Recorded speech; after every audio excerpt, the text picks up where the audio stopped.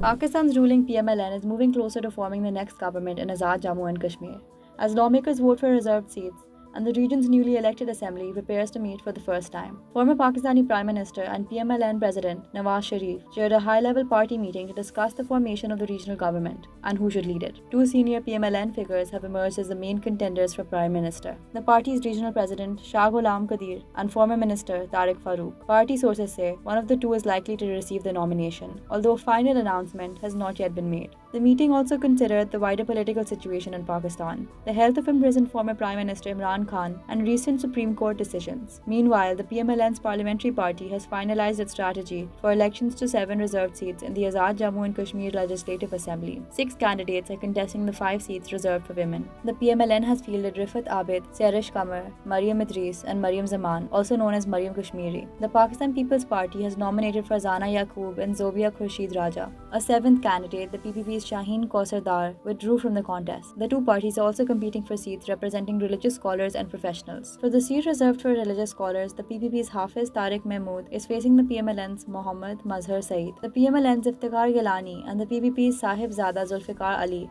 are contesting the seat reserved for technocrats and professionals. Another PMLN candidate, Chaudhry Abdul Rahman Arain, has already been elected unopposed to the seat reserved for citizens living abroad. Unlike directly elected constituencies, these reserved seats are decided by members of the assembly. The outcome will help establish the final balance of power before the government is formed. The PMLN parliamentary party says its incoming government will focus on improving security, reviving stalled development projects, and introducing public welfare policies. It also expressed confidence in the election process and backed the party leadership of Nawaz Sharif, Prime Minister Shehbaz Sharif, and Punjab Chief Minister Maryam Nawaz. On the disputed Kashmir region, the party reiterated its support for accession to Pakistan and called for a resolution in accordance with the United Nations resolutions. It also criticized India's 2019 decision to revoke the limited autonomy of Indian-administered Kashmir. Polling for the contested reserved seats is being held at the Assembly Hall in Muzaffarabad, the regional capital. The new Legislative Assembly will then hold its inaugural session, where elected members will take their oaths. They will be sworn in by outgoing Speaker Chaudhry Lateef Akbar, a senior PPP leader who lost his seat in the general election. Once the reserved seats are settled and members have taken their oaths, attention will turn to the election of the Assembly's leadership and the PMLN's final choice for Prime Minister. For more details on this, read the full Dawn report through the link in description.